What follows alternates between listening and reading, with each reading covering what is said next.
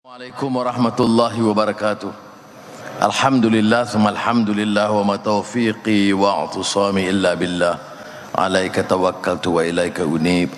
Alhamdulillah al-khail syahrul ramadhan allazi unzila fihi al-Quran hudan lin-nasi wa bayyinatin minal huda wal furqan.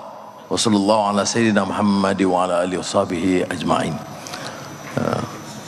Saudara yang dimuliakan, terima kasih kepada Saudara Amiruddin, Menteri Besar, Ahli Malaysia Masyarakat Kerajaan Negeri, Orang Besar dan Petua dan Pegawai Daerah dan rakan-rakan yang mewakili akar umbi Kerajaan Negeri Selangor.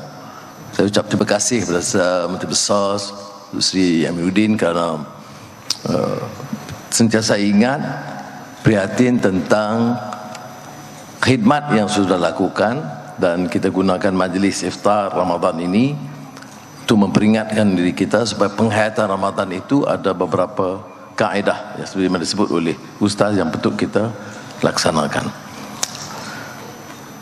Dan tentunya amalan-amalan basic mesti kita tingkatkan. Dan kita kadang-kadang sama ada jabat awam ataupun orang politik ni jawapan dia sibuk semua. Tambah pula musim pertandingan ni dia sibuk siang dan malam. Tetapi saya harus ingatkan sebagai tugas saya juga untuk menyatakan bahawa ada keutamaan dalam Ramadan ini yang tidak boleh disia-siakan. Sibuk bagaimanapun, pembacaan amalan kita tambahan sunat-sunat termasuk tarawih itu harus ditekankan. Kalau saya, pendapat saya, kalau orang itu di kategori pimpinan keadilan di mana peringkat juga, itu sudah hampir diwajibkan. Kerana dalam perjuangan ini ketahanan jiwa itu perlu, dan ketahanan itu datang daripada kekuatan akidah yang kental. Dan Ramadan ini dengan memperbanyakkan juga membaca Al-Quran itu sebenarnya menekankan soal akhlak. Negara hancur kerana keruntuhan akhlak dan kehilangan integriti. Pernah dikupas oleh Abdul Rahman Ibn Khaldun dalam mukaddimah tentang asabiyah, bukan asabiyah perkauman sempit, tapi asabiyah kekitaan atau esprit de corps atau semangat perpaduan masyarakat yang boleh membangkitkan, menghidupkan satu tamadun dari umran Baidawi ke umran Hadari. Kerana semangat mereka, akhlak mereka dan integriti pimpinan awal negara. Tetapi bibit-bibit kerusakan seperti anak-anak mungkin meruntuhkan. Jadi dalam generasi kedua, ketiga, menurut teori Ibn Khaldun, kajiannya di negara-negara Arab Utara Afrika terutamanya, mulai berlaku keruntuhan kerana kerendahan akal budi. Bukan yayasan akal budi, kerendahan akal budi. Ya. Maknanya lunturnya akhlak dan integriti. Pimpinan mau dan senang bermewah-mewah. Penyokongnya akan menilai pimpinan kerana janji palsu ataupun kemudahan yang dijanjikan. Rasuah menjadi barah dan menjadi budaya. Kerakusan kuasa berlaku, maka berlaku keruntuhan. Ini yang teori yang kemudian dipinjam oleh Arnold Toynbee, sejarawan Amerika, The Cyclical Theory of Civilization. Ini satu peringatan kepada kita kerana bibit-bibit kerusakan menjalar terus. Lihat dari peristiwa 1MDB. Dan sekarang kita tanya tentang DNB, kosnya berapa? 15 bilion, 20 bilion, 21 bilion, 25 bilion, tak tahu. MRT yang dulu 16, 20, 80, 65 bilion, tapi tidak ada pertanggungjawaban. Siapa yang pegangnya? Siapa pemegang sahamnya? Siapa yang mengaut keuntungan dan komisionnya? Tidak terjawab. Bagi saya, kalau tidak mampu telus dalam hal-hal sedemikian, tentunya ada muslihat di sebaliknya. Sebab itu semalam saya menuntut Perdana Menteri Ismail Sabri untuk meneruskan sama ada perbahasan di parlimen ataupun di select committees, mesti bahas isu-isu ini. Wang ini wang rakyat. Ada yang mengatakan ini off budget agency. 1MDB itu pun wang off budget agency, akhirnya yang membayar negara, maknanya rakyat. Wang yang patut digunakan untuk menaikkan gaji pejabat awam, gaji pekerja, kemudahan prasarana, itu semua terpaksa ditangguhkan kerana membayar hutang, kerana kerakusan, tamak haloba beberapa kalangan tertentu. Ini satu pengajaran ini ditentukan oleh yang disebut oleh Abdul Rahman Ibn Khaldun dalam Muqaddimah. Dan sebenarnya bulan Ramadan dan pribadi Rasulullah SAW itu tidak lagi daripada asas akhlak. Ramadan itu, madrasah Ramadan itu berhasrat mengangkat martabat dan harakat manusia dari sudut integritinya.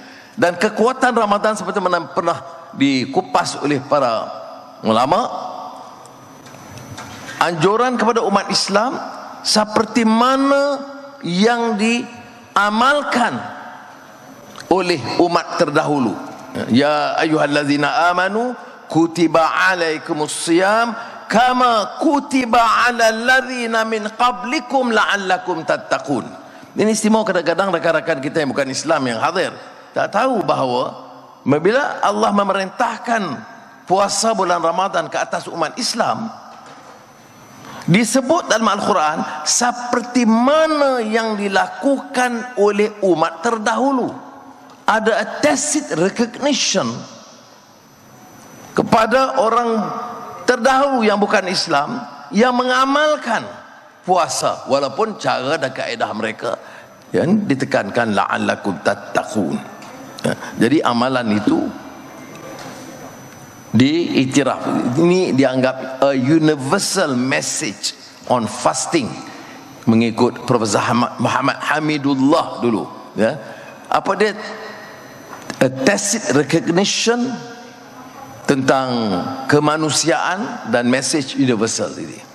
Tapi saya kaitkan juga tentang isu akhlak kerana negara kita ketimbang atau berbanding dengan yang sebelumnya, keadaan sebelumnya itu terus tercorot dalam semua angka, data dan ukuran, ya. Yang meningkat mungkin rasuah atau kes-kes jenayah, tetapi yang merosot semua indeks yang harus kita teliti dan banggakan. Ya saudara-saudari, Selangor seperti mana disebut oleh saudara Amir sebentar tadi telah menunjukkan keupayaan memanfaatkan dana bagi kebajikan rakyat. Sebab itu saya setuju dengan gesaan beliau, ya. Walaupun ada beberapa liputan tentang dan kesan daripada beberapa pilihan raya kecil yang terdahulu, saya yakin insya-Allah di Selangor bukan sekadar mengekalkan tapi memperbaiki prestasinya ketimbang pilihan yang lalu. Saudara, ini bukan pandangan analis politik dan elit tertentu, kajian-kajian dari kota dengan angka-angka mereka. Ini dari akar umbi. Saudara ketua kampung, ahli majlis, MPKK, ini orang yang bergelumang di kalangan rakyat di peringkat bawah. Orang mati, orang sakit, ya, orang minta tolong, anak nak ke sekolah, bayi lahir, semua diambil tahu oleh saudara. Dan ada rencana dan kebijakan ekonomi Menteri Besar dan Kerajaan Negeri Selangor membantu hal-hal yang sedemikian. Selagi saudara teruskan kerja begini, apa saja analis tentang keupayaan kita untuk memenangi pilihan raya akan datang, kita boleh humban mereka kerana kita yakin dengan khidmat yang saudara lakukan. Sebab itu saya, walaupun diberi kesempatan singkat dan saya ada acara lain, bila Menteri Besar arah saya datang sebagai penghuni Sungai Long, rakyat Selangor, saya terpaksa patuh. Dan kalau saya patuh pada Menteri Besar, saya percaya saudara lebih lagi lah boleh memberikan dukungan kepada beliau. Tapi yang penting di sini ialah parti ini parti perjuangan, parti yang harus memberikan harapan. Janganlah jadikan pertandingan ini medan untuk menghakis keyakinan. Ini medan pertarungan di kalangan sahabat-sahabat, semua yang handal-handal, hebat-hebat, pintar-pintar belaka. Maka manfaatkan kesempatan ini, apatah lagi di bulan Ramadan. Tingkatkan iman, tingkatkan ibadah, baca Al-Quran, dan cuba tingkatkan kefahaman kita. Bukan saja malam nuzul Quran, kerana seperti mana ayat yang saya bacakan tadi, bulan Ramadan unzila fihi Al-Quran, itu untuk hudan linnas, petunjuk bagi manusia, dan memberikan keupayaan kepada kita membuat penilaian, furqan, perimbangan, penilaian di antara yang ma'ruf dan yang mungkar, pertimbangan di antara keadilan dan kezaliman. Ini harus kita manfaatkan sebaiknya. Jadi bagi saya, biar ada pertandingan yang sehat, hentikan cemoohan dan maki hamun dan langkah pribadi, apalagi bulan Ramadan. Tidak Ramadan pun tidak boleh. Kita dah lalui dulu apa yang berlaku, apa yang dikatakan dalam kelompok-kelompok dulu yang menghakis sedikit sebanyak kekuatan parti. Dan saya ingin menyebut di sini, saya ucap penghargaan kepada Saudara Amir dan pimpinan Negeri Selangor kerana dapat dalam tatkala dihampap begitu rupa, begitu kuat di Selangor pada ketika itu, dapat menghimpunkan semula dan membina kekuatan keadilan Negeri Selangor. Dan saya tahu bukan mudah, kerana Selangor merupakan pencabar kepada garisan dan landasan keadilan yang berlaku pada tahun 2018 dulu.